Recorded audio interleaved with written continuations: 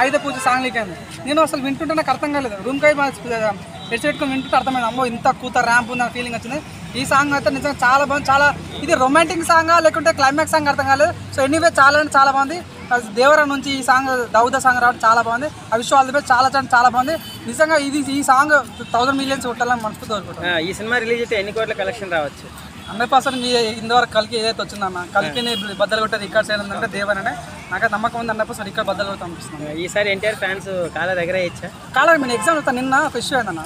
So తెలంగాణకి 50 కోట్లు, ఆంధ్రప్రదేశ్ 50 కోట్లు.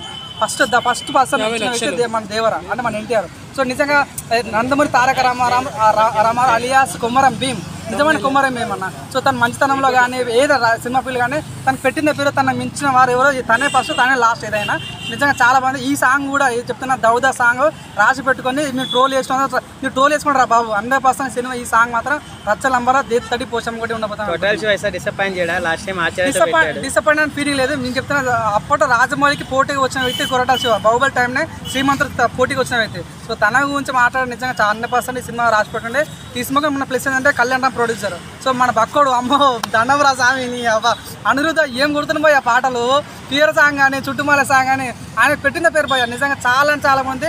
ఆయన జన్వి కపూర్ మేడం ఎంత క్యూట్ ఉంది పోయా సినిమాలో. పాటలో చాలా బాగా అనిపించింది.